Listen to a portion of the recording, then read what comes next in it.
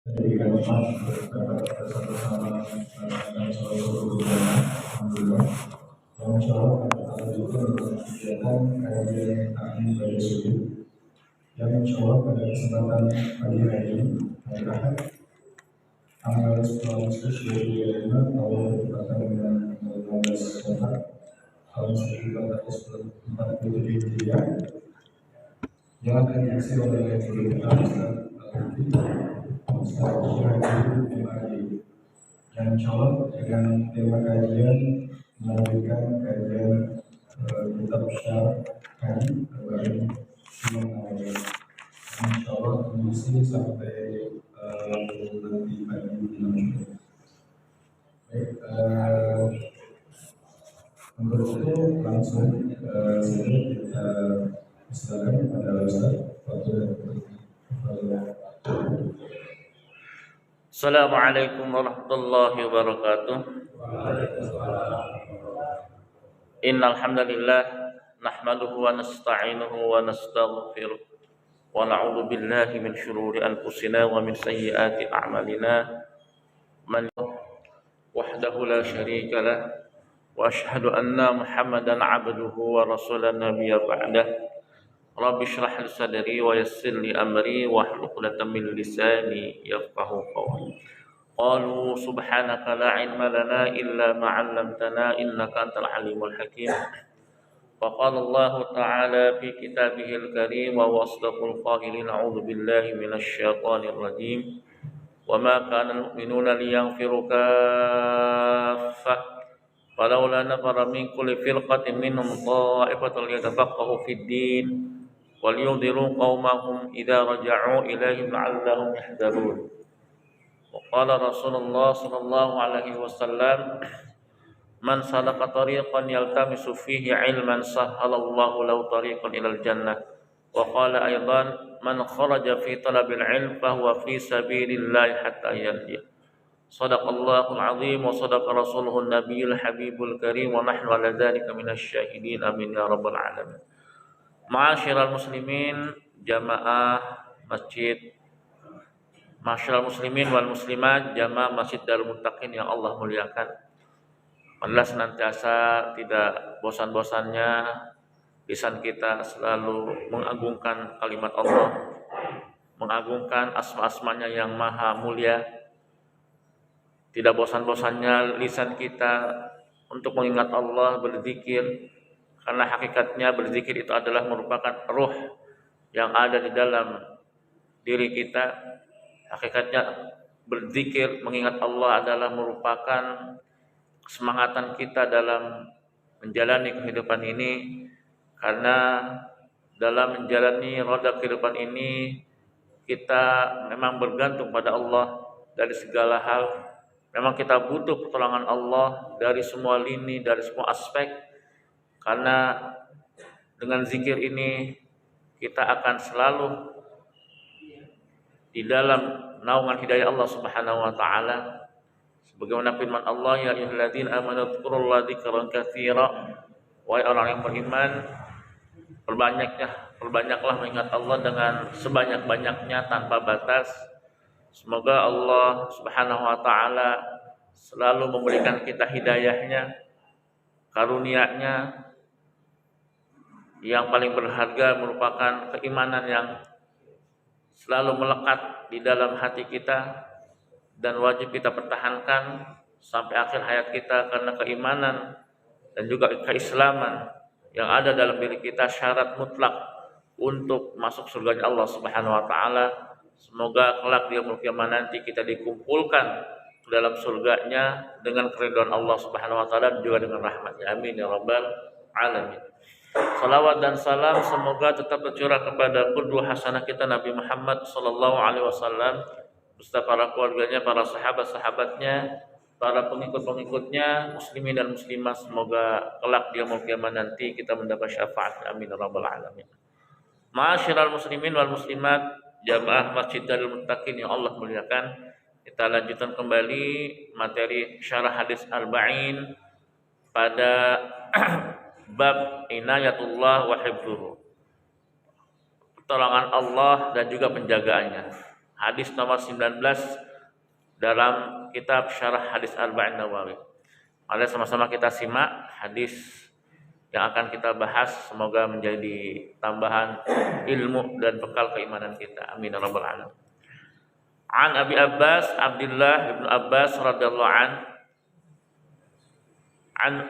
anhuma, dari Abi Al-Abbas Abdullah ibnu Abbas radhiyallahu anhuma, qala berkata, kuntu khalfan nabi, waktu itu saya sedang di belakang Rasulullah, yauman, pada suatu hari, faqala, saya artikan dulu Pak ya, nanti sama-sama kita bahas karena ini cukup panjang nih hadisnya nih Pak.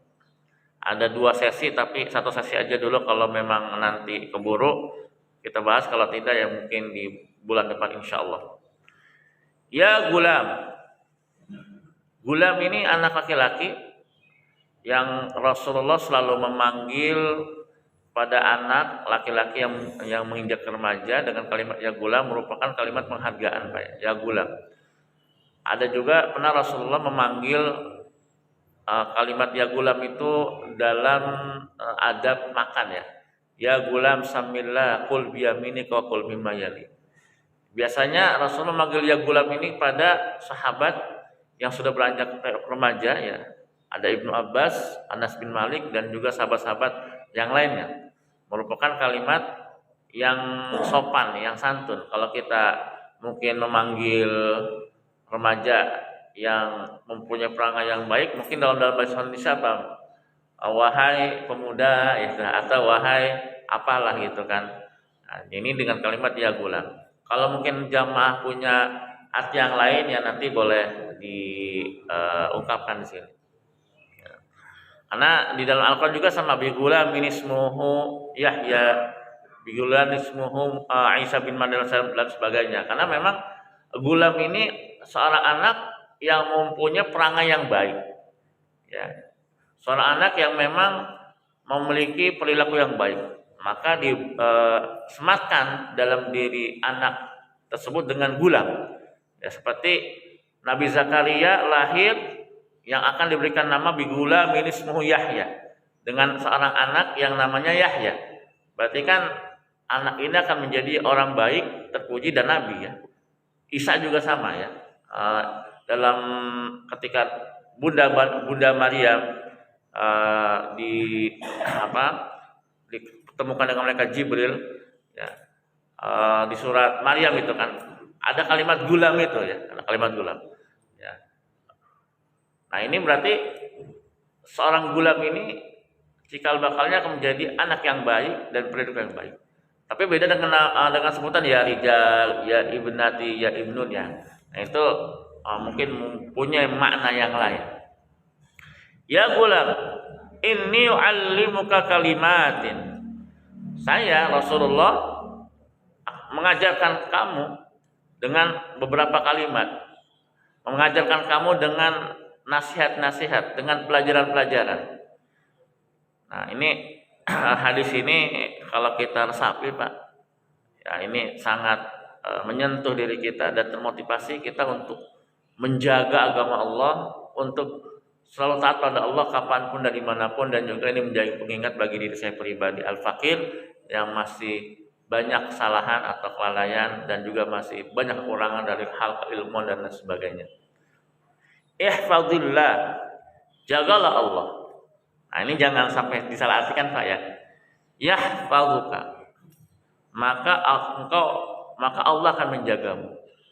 Jangan kita artikan secara letterlek saja. Jagalah Allah, masa Allah dijaga? Ya, nggak mungkin Pak ya. Allah Maha Kuat. Ngapain dijaga dengan kita yang lemah ya? Dalam artian jagalah aturan-aturan Allah. Peliharalah aturan Allah, laksanakan aturan Allah. Jauhilah segala larangannya. Ya, di sini disebutkan. Lanjut, yahfazuka, maka Allah akan menjagamu. Ya, lanjut lagi, nanti kita akan bahas sama-sama syarahnya. Ihfazillah, jagalah Allah. Tajidhu tujahaka, maka engkau akan menemukan Allah di depanmu. Dan ini disebut dalam makna yang lain, maka Allah akan memberikan pertolonganmu, pertolongan padamu, akan melindungimu. Idza sa'alta fas'alillah.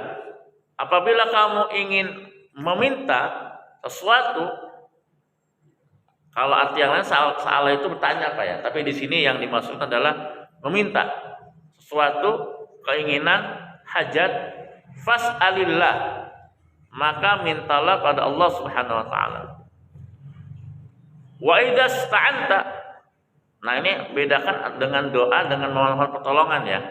Kalau di sini kalimat wa idza sta'anta, apabila kamu meminta pertolongan dari segala kesukaran, kesulitan, dari segala permasalahan ataupun dari mara bahaya yang akan menimpa kita, fasta'in billah, maka mintalah pertolongan pada Allah Subhanahu wa taala. Lanjut. Wa'lam, dan ketahuilah, annal ummah, apabila ada seseorang, ummah ini kalau diartikan secara luas adalah umat ya. Tapi ada arti yang secara sempit ya, secara khusus Allah sematkan kepada Nabi Allah Ibrahim alaihissalam dalam surah An-Nahl. Inna Ibrahima kana ummatan qanitan lillah. Sungguhnya Nabi Ibrahim itu umat itu sosok ya. Sosok seseorang atau tokoh atau panutan, atau kalau dalam bahasa kita sesepuh yang dituakan atau sesepuh yang dihormati ya. Nah, ini dalam makna yang lain secara sempit ya. Kalau makna yang luas, umat itu ya kita ya, kita. Tapi di sini juga bisa diartikan secara individual ya, kepada kita, ataupun secara luas, secara banyak. Ketahuilah ketika umat atau sekelompok lau istamat mereka berkumpul ala ayyan fa'uka, untuk memberikan manfaat pada kamu atau memberikan sesuatu pada Anda, pada kita ya, atau menginginkan sesuatu, maka kalau Allah tidak menghendaki hajat itu tercapai, maka tidak akan tercapai sesuatu tersebut. Qad katabahallahu laka, karena sesungguhnya Allah itu sudah menetapkan kepada Anda. Nah, kalau dalam, nanti mohon koreksi Pak ya, yang mungkin di sini paham gramatikal bahasa Arab, kalimat qad ini bisa digunakan dengan fi'il madhi dan fi'il mudhari. Ya. Kalau fi'il madhi ini litakid ya, mohon dikoreksi ya, litakid, dan sesuatu yang memang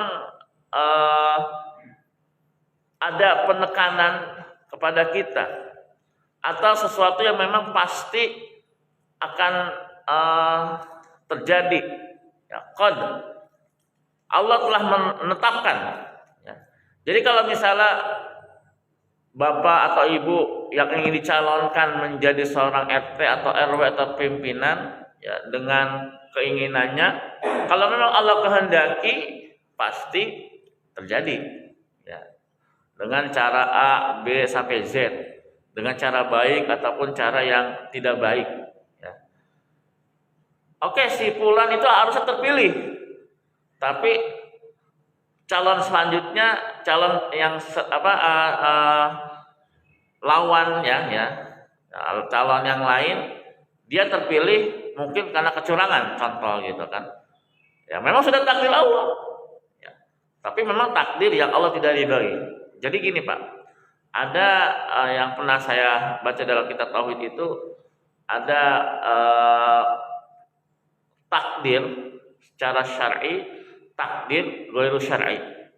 Ya, ini tolong dipahami Pak ya. Memang semua kejadian itu pasti itu kehendak Allah, pasti Pak. Baik kejadian buruk atau kejadian baik yang menimpa diri kita, itu pasti. Ya. Kok bisa sih di negara mana gitu kan, di negara Somalia, Kolombia, Konoha dan sebagainya, padahal calon itu itu baik itu, ya, soleh itu, reputasinya baik itu, harusnya dia menang. Kok kenapa si calon ini yang sebagian masyarakat menganggap reputasinya itu jelek, reputasinya itu buruk? Kok bisa jadi? Kok bisa? Ya takdir Allah. Nah itu artinya gini, kita pahami ada takdir syar'i, ada takdir ghairu syar'i, dan itu semua keputusan Allah, kehendak Allah Subhanahu wa taala. Contoh, ya, pada beberapa dekade yang lalu, ya mungkin Bapak pernah tahu ya cerita tentang dukun cilik, ya, Ponari gitu ya. Ya. Dia dapat batu dari sambaran petir, ya. Nah, itu ada batu tuh, tahu dipakai buat berobat, sembuh. Ya, datang berbondong-bondong, ambil air, dicelupin sembuh, dicelupin sembuh, dicelupin sembuh. Ya, walau alam sembuhnya itu dari apa? Ya, dari segi kedokteran apakah masuk akal, dari segi tibbun nabawi apa masuk akal atau tidak, saya tidak tahu. Walau alam sembuh. Ada izin Allah nggak? Atas izin Allah. Nah, Bapak datang ke dokter atau ke peruqyah berobat, sembuh nggak? Tapi dari segi keilmiahan, dokter ini kan sesuai dengan ilmu pengetahuan, Pak, ya. Dia bisa mendiagnosis atau diagnosa penyakit karena ada alat tertentu yang bisa ketahuan dengan ronsen, dengan CT scan dan sebagainya, ketahuan penyakitnya. Masuk akal. Ruqyah jelas, ruqyah syar'i, Pak, ya, bukan yang ruqyah syirkiyah. Walaupun mungkin secara ilmiah ya mungkin tidak bisa dinalar dengan akal, tapi secara dalil syar'i ada, ya, syariatnya ada, paham ya? Dua-duanya sembuh, tapi mana yang syar'i? Yang syar'i yang ke dokter, paham Pak ya? Sama-sama sembuh kan? Ke dokter, sama atau peruqyah syar'i, sembuh tuh. Ini semua ini sembuh, ya memang itu semua kehendak Allah untuk menguji kita. Sama misalnya, mohon maaf nih ya, mudah-mudahan di sini tidak ada nih Pak, ya, di daerah mana gitu ya, kalau lagi hajatan nyewa pawang hujan, benar di tempat itu nggak hujan, di sini hujan yang berdekatan gitu kan, takdir Allah bukan? Takdir Allah. Tapi syariat atau tidak? Kadang kita terkecoh dengan itu, Pak. Kok si pemimpin itu baik, calon pemimpin itu baik, begini. Tidak terpilih. Berarti Allah nggak menghendaki kehidupan negara tersebut baik gitu. Karena ini hanya gambar aja Pak ya, gambaran saja. Ya, di mana gitu, entah di mana. Gitu. Kok bisa gitu? Kok bisa? Ya bisa. Kalau Allah menghendaki bisa. Bagi Allah sangat mudah Pak. Ya, kalau ingin menjadikan manusia itu taat sama Allah itu mudah sekali. Ya. Kenapa Allah ciptakan manusia? Mereka sih istilahnya dibilang protes sih enggak gitu kan. Seperti kayak agak sungkan gitu. Kenapa ya Allah engkau ciptakan manusia? Kau ciptakan khalifah. Sedangkan kau tahu dari awal penciptaan alam semesta ini, kami para malaikat dan iblis yang dulu masih orang soleh, ya, taat pada Allah, kami itu enggak ada yang bermaksiat padamu ya Allah. Malaikat itu kalau disuruh diperintahkan oleh Allah sujud, ruku, tasbih. Kamu jaga gunung, jaga laut, jaga laut. Bukan berarti Allah punya pembantu ya Pak ya, bukan ya. Ini harus kita luruskan. Tapi Allah ingin menciptakan manusia, sedangkan mungkin wallahu alam malaikat punya prediksi atau apa-apa ya, wallahu alam, itu hanya Allah yang Maha tahu. Kenapa kau ciptakan manusia Allah? Nahnu nusabbihu nuqaddis, sedangkan kami ini selalu bertasbih, selalu memujimu ya Allah. Ya. Kalau Allah yang Maha tahu, saya Maha tahu. Ya. Ya, karena Allah mengatakan saya Maha tahu, ya malaikat samina wa ta'ala. Bagi Allah gampang Bu, menjadikan kita taat semua gampang. Buktinya apa? Malaikat. Bisa jadi jumlah malaikat dengan kita manusia lebih banyak malaikat. Buktinya Allah takdirkan malaikat semua taat. Benar nggak Pak? Benar kan? Nggak bisa diganggu sama setan, nggak bisa diganggu sama iblis. Bisa saja Allah takdirkan manusia semuanya taat. Bisa saja Pak. Jadi mungkin ada orang berpikir, ngapain Allah ngutus malaikat, ngutus para nabi, para rasul? Ya. Kenapa Allah nggak jadikan semua manusia taat menyembah Allah? Bisa nggak Pak? Gampang.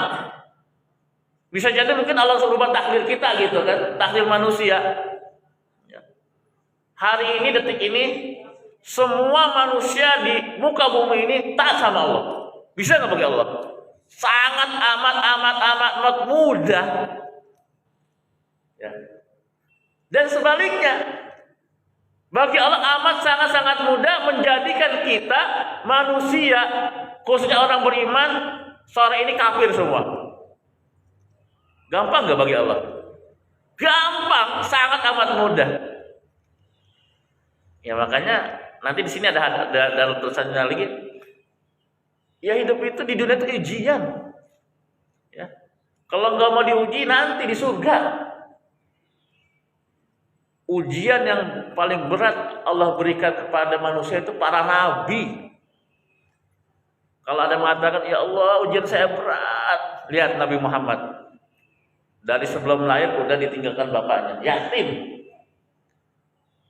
Lihat Nabi Muhammad. Ketika umur 6 tahun kurang lebih. Ibunya meninggal. Coba bayangin Pak. Anak kecil mohon maaf ya. Umur 6 tahun udah gak ada bapak dan ibunya. Kasihan gak kita Pak? Kasihan. Umur 8 tahun ditinggalin kakeknya. Bayangin. Ya Allah, berat ujian saya. Lihat Nabi Muhammad. Semua ujian itu pernah beliau hadapi gitu Pak.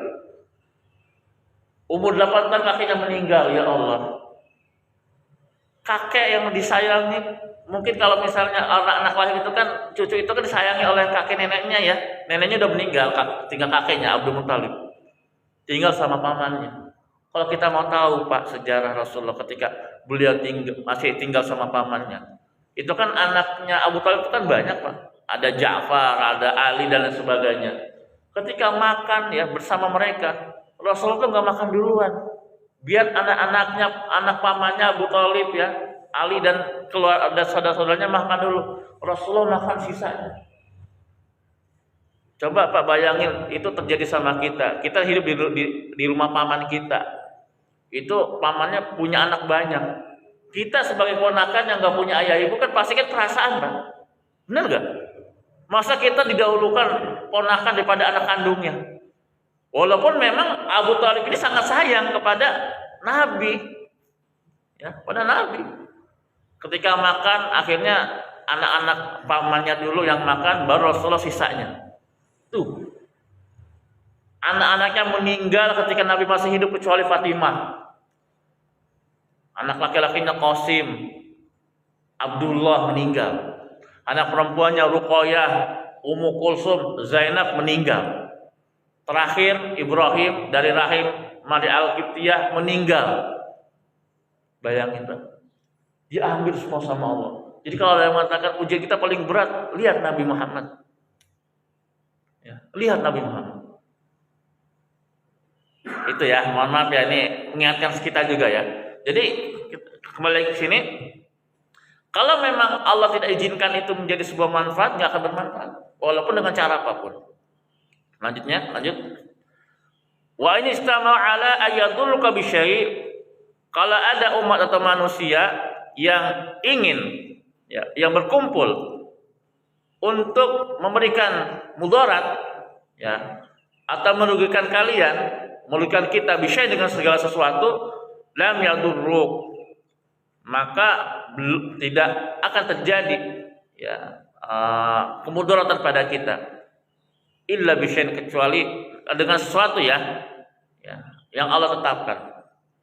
Ya. Kalau ada orang yang mencelakakan kita dengan cara apa, dia akan baik-baik saja. Contoh yang ini terjadi kepada Ibunda Aisyah radhiyallahu anha. Ya, ini nih mungkin pernah saya jelaskan di sini, di mana saya lupa. Jadi memang sikap kita kepada orang beriman, Pak, yang itu diisukan dengan kejelekan, dengan keburukan, maka Al-Quran mengajarkan pada kita dalam surah An-Nur. Nah,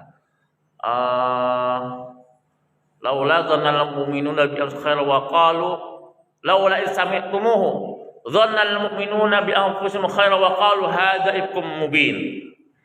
Ini sikap kita. Ya, kalau dalam soal Hujurat, ya ayyuhalladzina amanu in ja'akum fasikum binaba'in fatabayyanu. Wahai orang beriman, apabila datang orang fasik dengan isu hoax, kalau zaman sekarang disebutnya, dengan berita yang masih simpang siur, fatabayyanu, maka tabayyun. Dan ini terjadi sama Bunda Aisyah ketika beliau mendapat giliran ikut perang dengan Nabi. Tertinggal di perjalanan, disusul oleh sahabat Nabi sebelum turun surat ini, Pak, ya. Diisukan oleh orang munafik, ya. Oh, Aisyah berzina. Makanya kan dalam bab jinayat itu kan kita nggak boleh langsung menuduh dia berzina kecuali 4 saksi, ya. 4 saksi. Kalau cuma ngelihat 1 orang nggak bisa. Itu ngelihatnya melotok gitu, Pak. Ngelihat gitu. Harus ada 4 saksi. Makanya Allah benar-benar menjaga itu. Sampai berita itu tersebar luas dan Rasul pun percaya. Ya, kenapa? Sebagian besar itu isu itu dan Rasul itu ya percaya dengan isu itu. Ya, sampai beliau itu agak marah gitu, kayak mungkin mendiamkan. Ya. Akhirnya turunlah ayat ini. Kalau ada orang beriman, orang soleh diberitakan, diisukan dengan kejelekan, harus ada suuzon dulu. Artinya gini, nggak mungkin Bunda Aisyah istri Nabi berzina loh, Pak. Makanya kan yang menuduh wanita baik berzina itu kena hukum juga, ya. 80 cambuk. Benar kan, Pak, dalam surat An-Nur itu. Ya. Harus ada 4 saksi dan sebagainya. Jadi gitu. Nggak mungkin lah Bunda Aisyah itu berzina. Jadi kita mengedepankan praduga tak bersalah dulu. Atau contoh yang konkret di masyarakat kita. Mohon maaf, ketua DKM contoh, mohon maaf gitu ya, mohon maaf. Ketua DKM itu korupsi itu ya, punya mobil, punya rumah. Jangan-jangan itu duit jamaah yang ditilep. Ya. Kita tahu orang DKM itu orang baik, orang soleh. Maka kita orang beriman harus mengedepankan apa? Praduga tak bersalah dulu. Terus uzon lah, nggak mungkin lah. Ya, nggak mungkin. Ya, ini pernah terjadi dengan saya. Ya, saya diisukan makan harta anak yatim karena saya ngurusin pondok itu, karena anak yatim dan sebagainya. Udahlah, kalau memang saya punya prinsip gitu. Alhamdulillah nama saya dijelekan di orang lain, ya, dijelekan, diumbar aib saya. Alhamdulillah saya bersyukur. Kenapa? Dosa saya berkurang. Kalau memang itu saya lakukan, pasti juga Allah akan jatuhkan saya hari itu juga. Pasti Allah akan hinakan saya. Ya, buktinya sampai sekarang isu bersebar, ya. Ya itu karena saya sampaikan, ketika ada orang baik, orang soleh diisukan dengan kejelekan, difitnah, dituduh begini begitu, ya, maka kita harus menebarkan dulu praduga tak bersalah dulu. Ini yang terjadi oleh Bunda Aisyah radhiyallahu anha. Qad kataballahu 'alaika, karena sesungguhnya Allah sudah menetapkan ketentuannya kepada kita, kepada kalian. Ya. Jadi dengan cara apapun kalau Allah sudah takdirkan, ya pasti terjadi, walaupun itu caranya baik. Ya. Nabi Nuh alaihissalam berdakwah ratusan tahun, berabad-abad lamanya, menginginkan anak dan istrinya itu menjadi orang beriman. Ya, walaupun ada juga yang beriman, ada Ham, Sam, ada 3 yang beriman kalau nggak salah, ya, yang itu menjadi ras di muka bumi ini tersebar. Tapi ada anaknya nggak beriman, Kan'an. Istrinya nggak beriman. Ya. Istri Nabi Lut alaihissalam tidak beriman. Ya. Menginginkan, tapi kalau Allah sudah tidak. Rasulullah menginginkan pamannya beriman, Abu Talib. Ketika syakaratul maut, ketika mau datang kematian, Rasulullah minta kepada pamannya, ya ammi kalimat ruhaju rabbi la ilaha illallah Muhammadur Rasulullah. Kalimat saja. Ya mungkin gak syahadat cuma kalimat saja, la ilaha illallah, tiada Tuhan selain Allah, Muhammad utusan Allah, supaya nanti saya jadi hujah bahwasanya engkau beriman walaupun gak pernah menyembah Allah, tapi Allah akan melihat kebaikannya. Tapi tidak beriman. Makanya Allah tuh Maha Penyayang, Pak. Allah Maha Penyayang. Ya. Ini kita iri ya, Pak. Ketika perang Badar itu ada orang Yahudi, salah satu Yahudi masuk Islam, ya, nggak pernah nyembah Allah, nggak pernah berzakat, tahu mati dalam perang Badar dan masuk surga. Ya, itu takdir Allah, Pak, ya. Tapi juga ada juga, karena perang Badar itu, Pak, perang yang dilakukan oleh umat Islam dan juga kelompok-kelompok yang lain. Ada beberapa kelompok yang mengatasnamakan kelompok kabilah. Jadi ada salah satu ya dari mereka ketika perang tidak kuat dengan sayatan pedang dan sebagainya, akhirnya bunuh diri. Itu bukan sahabat, Pak, ya. Artinya memang silakan Bapak Ibu dicek lagi tuh buku Sirah Nabawinya. Karena ketika perang Badar itu ada juga sebagian yang memang membela kabilahnya. Ya, seperti itu. Wallahu a'lam bishawab. Ya, jadi kalau Allah sudah tentukan kebaikan pada kita, dan sekarang ini Allah menentukan pada kita kebaikan. Kita datang ngaji, kita sholat, ya, kita sholat malam. Ini kan ketentuan yang baik. Kita pertahankan, ya. Dengan apa? Keimanan selalu bertambah, ya, dengan kita mendengarkan tausiah dari guru kita. Keimanan kita bertambah dengan membaca artikel-artikel Islami. Dengan keimanan akan menambah dengan kita membaca Al-Quran dan mentadaburinya. Ya, walaupun memang ada juga kadang-kadang pasti ada dalam diri kita. Tapi kalau kita nggak lawan, rasa putus itu akan terus menerus akan ada dalam diri kita. Saya putus nih, akhirnya nggak sholat tahajud, malah kebablasan. Ya, ini harus kita tahankan. Lanjut, rufi'atil aqlam, telah diangkatlah ketentuan. Aqlam itu kolam, Pak, ya, ketentuan Allah, pena yang Allah tuliskan takdir kepada kita. Wajafatis suhub, dan mengeringlah lembaran-lembaran as-suhub. Sebenarnya masih ada lagi di bawah, ya. Oke, sedikit sebelum syuruk, ya, kita bahas syarahnya. Kalau memang tidak keburu di pekan akan datang, ya, di bulan akan datang. Di sini kalimat ihfazillah, jagalah Allah, peliharalah agama Allah, berjuanglah di jalan Allah, menjaga syariatnya. Kalau dalam hadis yang lain itu, Pak, ketika Allah sudah cinta sama kita, ya, ini buat pembelajaran bagi saya juga, Pak, ya. Kadang-kadang ibadah saya pun masih sangat jauh gitu dibandingkan orang-orang saleh yang lainnya. Ya. Ketika Allah sudah cinta sama kita, Allah akan menjadi mata kita, Allah akan menjadi telinga kita, Allah akan menjadi lisan kita, Allah akan menjadi tangan kita. Dalam artian apa? Allah akan lindungi mata kita dari hal-hal yang Allah tidak ridhai. Dan ini juga saya masih mengkoreksi diri saya gitu, Pak, ya. Karena saya manusia biasa. Ya, terkadang ketika melihat wanita yang mohon maaf cantik, ya, suka ada rasa ini juga, ya. Itu manusia. Tapi kita langsung istighfar, astagfirullahaladzim. Ya, astagfirullahaladzim, ya. Kadang saya kalau lagi baca juz 24, Pak, ya, kadang saya suka malu sendiri sama Allah Subhanahu wa taala. Ya. Itu ada kalimat, ada firman Allah, ya'lamu kha'inatal a'yun wa ma tukhfis sudur. Ya, ya'lamu kha'inatal a'yun wa ma tukhfis sudur. Saya kalau selalu baca ini tuh kadang-kadang suka nunduknya, Pak, malu sama Allah.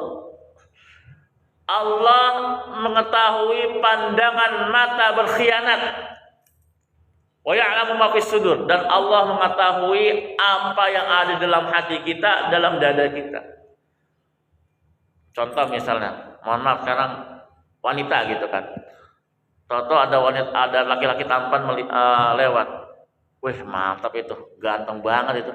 Itu sama seperti kita yang laki-laki. Jujur ya, Pak, ya. Jujur ya. Ya memang itu fitrah. Makanya kan Allah kendalikan fitrah kita dengan gaudul basar. Allah kendalikan fitrah kita dengan apa? Dengan nikah. Ya, wih wanita tuh cantik banget itu. Itu pandangan mata berkhianat. Ketika kita tersirat kalimat itu, istighfar, astagfirullahaladzim. Nah, Allah akan jadi mata kita tuh, Pak. Artinya apa? Allah sudah ingatkan kita, udah ngasih rambu tuh, sen. Belok kanan loh. Jangan lurus nanti nabrak. Belok kanan, sennya hidup. Telinga kita. Ada orang yang gibahin orang, menceritakan aib orang lain. Kalau Allah tidak menjaga telinga kita, Pak, Allah tidak menjadi telinga kita. Oh iya tuh. Oh si ibu-ibu itu tuh begini begitu. Oh si bapak itu begini begitu. Akhirnya apa? Terlena dengan gibah. Terlena dengan apa? Aib. Menceritakan aib orang lain, kejelekan orang lain. Kalau Allah jadi lisan kita, Pak, orang beriman itu akan sangat jarang. Udah ini, Pak? Berapa menit lagi?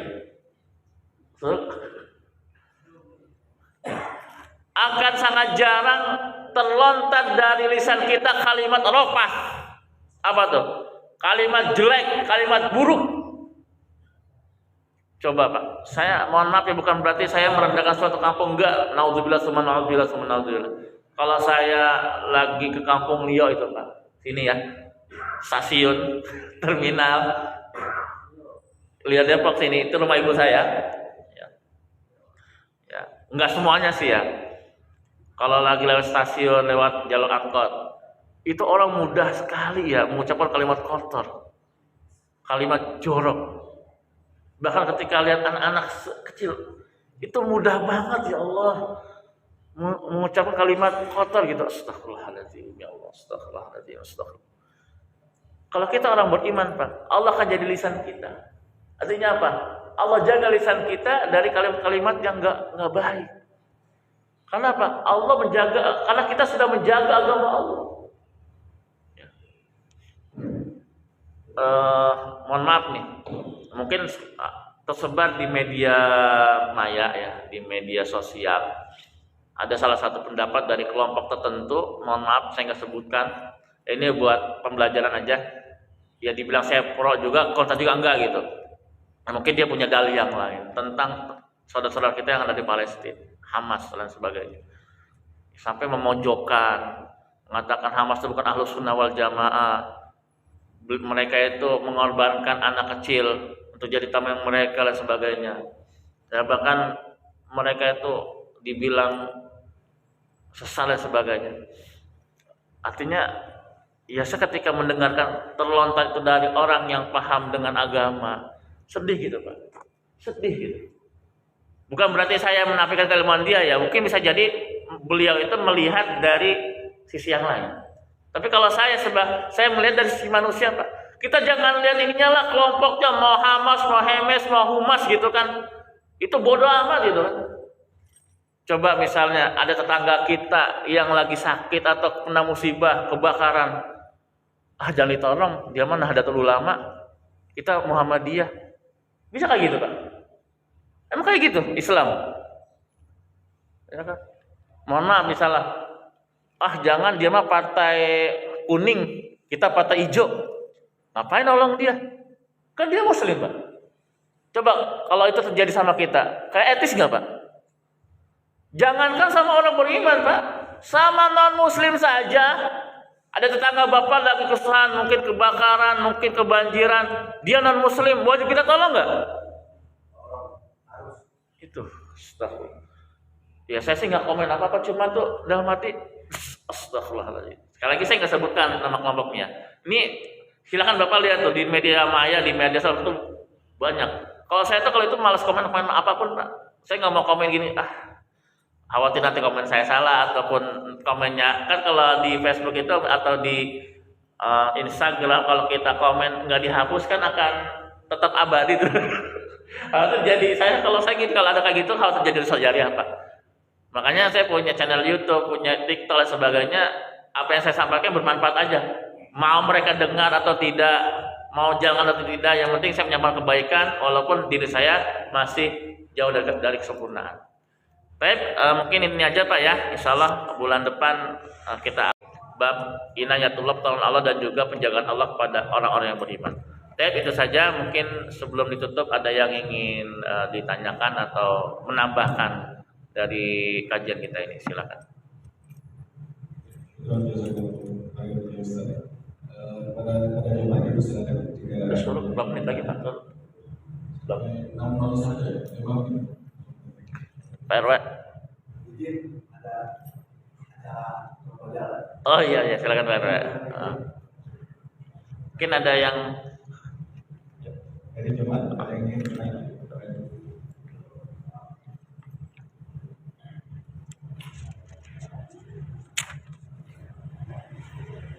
Assalamualaikum warahmatullahi wabarakatuh. Waalaikumsalam. Ada dua hal dari kajian yang saya sampaikan yang ingin saya tanyakan, semoga ada pencerahan. Pertama ini terkait dengan seorang pemimpin berhasil memenangkan suatu posisi, suatu jabatan, yaitu pemerintahan atau dari pemerintahan yang lain, tetapi dengan cara yang tidak benar, tadi disampaikan dengan kecurangan. Nah ini kan semua itu karena takdir dari yang atas. Problemnya kita selalu warganya atau pengikutnya ini kita ada keraguan.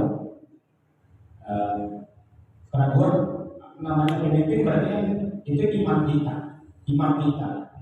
Nah keraguan yang bergejolak dalam diri kita ini semestinya apa yang harus kita lakukan? Apakah kita tetap mengikuti apa yang menjadi instruksinya suatu pimpinan gitu, atau kita berdiam diri, atau kita beroposisi? Itu satu. Lalu yang kedua itu terkait dengan fitnah yang disampaikan kepada seseorang yang beriman, bertakwa, itu banyak sekali itu terjadi. Ya hanya di lingkungan kita sendiri pun juga banyak seperti itu.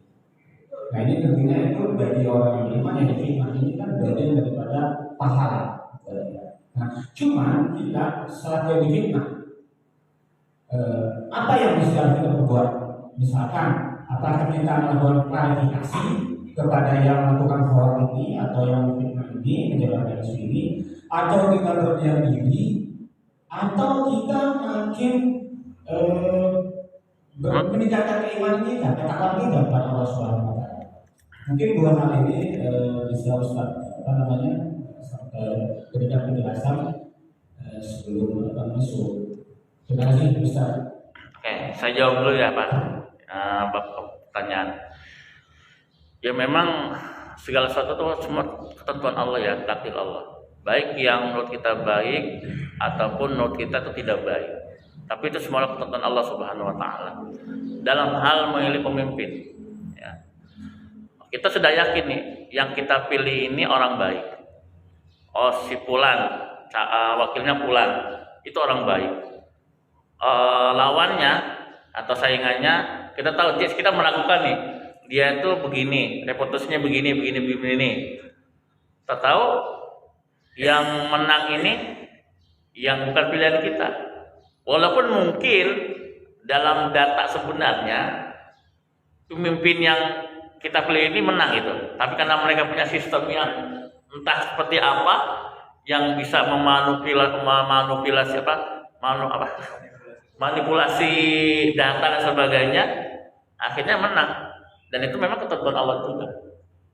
Walaupun memang karena orang baiknya sedikit dan mereka tidak punya keuangan untuk bisa membuat sistem seperti itu, akhirnya mereka menang. Nah, jadilah dia pemimpin kita walaupun bukan pilihan kita. Apa sikap kita? Yang pertama, ya jelas, atiullah wa atir rasul wa li amri minkum. Taatlah pada Allah, Rasul dan pemimpin kita. Nah, ketika sekarang dia sudah jadi nih, bukan pilihan kita. Ya udah, dia pimpinan kita. Ya. Bagaimana sikap kita? Pertama adalah taat dulu sama dia. Atau jadi oposisi. Oposisi itu kan artinya gini ya, pertengahan yang mengkritik kebijakan mungkin yang tidak sesuai dengan hati nurani rakyat. Ya, memang kita boleh mengingatkan pimpinan kita dalam koridor kebaikan, Pak. Makanya kan kita punya wakil di DPR. Ya, kita sampaikan di DPR, walaupun ya nggak tahu mungkin perwakilan mereka itu pro kepada pemerintah tertentu gitu kan. Ya, tapi kita sampaikan dengan bijak, ya, dengan baik. Karena memang dalam hukum Islam itu demo itu bugot itu ini masih khilaf Pak ya. Ya, masih khilaf ya. Ada yang mungkin di negara demokrasi itu wajar, tapi kalau di negara yang udah tatanan hukumnya baik dianggapnya pembangkang atau pembelot ya. Gitu kan. Ya, ketika ada sebuah kebijakan yang menurut kita tidak pro dengan rakyat, ya kita mengingatkan. Contoh misalnya ditaikkan pajaknya jadi 300%. Ya, ini terjadi di daerah itulah, ya kan. Itu kan tidak pro dengan rakyat, kita ingatkan. Ya, kita ingatkan. Kecuali dalam Al-Qur'an juz 6 surah An-Nisa, la yuhibbullahu jahru bis-su'i minal qaul illa man zulim. Allah tidak menyukai membicarakan kejelekan orang lain dengan secara terang-terangan illa man zulim. Kecuali kalau kita dizalimi. Oke, sekali lagi. Sekarang kita ada presiden dan wakil presiden. Karena dia sudah presiden kita, ya kita taati. Kita taati. Selama pimpinan kita itu tidak melarang kita dalam kebaikan, misalnya tidak melarang kita untuk salat berjamaah, tidak melarang kita untuk kayak gini ya kajian, ya udah kita taati. Walaupun mungkin bisa jadi kita masih belum move on ya. Tapi ketika udah jadi, ya udah itu pimpinan kita. Kecuali kalau mereka itu pimpinan kita melarang kita jangan ada salat berjamaah, masjid tutup, baru kita bicarakan kejelekannya. Seperti apa? Fir'aun itu kan pimpinan raja. Berapa banyak ayat Al-Quran yang Allah menjelekkan Fir'aun, benar nggak? Ya, Namrud, Abu Lahab. Jadi ketika memang pimpinan kita sudah menzalimi kita boleh menceritakan kejelekan. Tapi selama pimpinan kita masih baik-baik saja, walaupun saya yakin dia itu pasti ada kekurangan, Pak. Tetapi kita mengingatkan dengan bijak. Ya. Itu yang pertama. Mudah-mudahan nggak puas, Pak ya. Yang kedua tadi apa sih, Pak? Oh, fitnah. Oke. Kalau kita difitnah, ya memang yang sifat kita pertama adalah kita klarifikasi dulu. Ya, saya begini, saya dituduh begini. Ketika Aisyah itu bukan berarti nggak klarifikasi, Pak. Aisyah itu sudah klarifikasi kepada Nabi. Aisyah itu sudah klarifikasi kepada sahabat dan sebagainya. Karena isunya itu semakin besar, orang nggak percaya. Sebagian kecil hanya percaya pada Aisyah gitu kan, karena isunya besar nih, belum ada ayat-ayat tadi ya. Ya udah, yang penting kita udah klarifikasi, mereka tidak percaya, kita serahkan pada Allah Subhanahu Wa Taala. Ya kayak saya dulu dituduh begini, ya saya klarifikasi, tapi dia nggak percaya, ya udah terserah. Terus mereka menjelekkan kita di medsos, menjelekkan kita di ini, disebar aib kita, dan demi Allah saya nggak pernah membalas satu titik pun untuk membalas kejelekan dia, saya nggak mau. Ya nggak apa-apa. Misalnya bapak tahu, oh saya itu begini, ya udah nggak apa-apa. Toh saya cuma manusia biasa, ya nggak sempurna. Mungkin kalau bapak ibu melihat kekurangan saya, lebih banyak kekurangannya daripada kelebihannya. Saya akui itu. Tapi tetap ketika kita punya kekurangan, kita perbaiki walaupun tidak mungkin menjadi yang paling sempurna atau sempurna. Itu yang pertama, tetap kita klarifikasi. Yang kedua, kalau memang sudah diklarifikasi tidak ada perubahan, serahkan ke Allah. Yang ketiga, ya udah, tidak usah dibalas. Artinya gini ya, kadang-kadang itu ya kalau sekarang kan ada hukum peradilan ya perdata dan pidana. Ya kalau kita memang tidak terima, ya bisa mungkin kita laporkan ke undang-undang tersebut ya, undang-undang yang berlaku di sini karena pencemaran nama baik. Ya itu sah-sah saja. Ya boleh kita ajukan ke pengadilan bahwasanya dia sudah fitnah saya, mencemarkan nama baik saya, harus nama kita dibersihkan, diputihkan, peradilan terjalan. Itu boleh-boleh saja. Ya. Kalau memang kita tidak terima.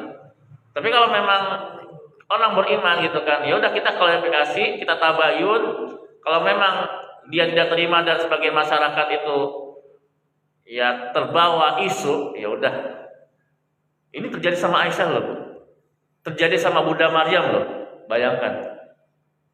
Ya, itu kan isunya kan Bunda Maryam apa? Berzina kan? Bayangkan nggak pernah disentuh laki-laki, hamil. Tapi apa? Dia diam saja. Biar Allah yang menjelaskan. Itu wallah alam bisawab. Itu yang saya pahami ya. Karena semua manusia itu pasti punya masalah dan semua manusia itu pasti ada permasalahan. Mungkin nama kita dijelekan, difitnah itu pasti ada, Pak. Ya, kita berkaca dengan nabi lah, para nabi. Mereka itu orang paling mulia. Fitnah untuk mereka itu bukan sebuah asam garam, tapi sudah menjadi makanan mereka sehari-hari. Wallahu a'lam bishawab. Baik, dan saya mungkin selesai Pak ya. Nanti dari MC ditutup. Dari saya, kalau ada kekurangan dalam materi, mohon dibuka pintu maaf yang seluas-luasnya. Kalau ada kekurangan atau kesalahan itu dari saya Al-Fakir. Yang benar hanya dari Allah Subhanahu wa taala. Mohon maaf atas kekurangan. Aku qouli hadza. Assalamualaikum warahmatullahi wabarakatuh. Waalaikumsalam. Waalaikumsalam. Coba,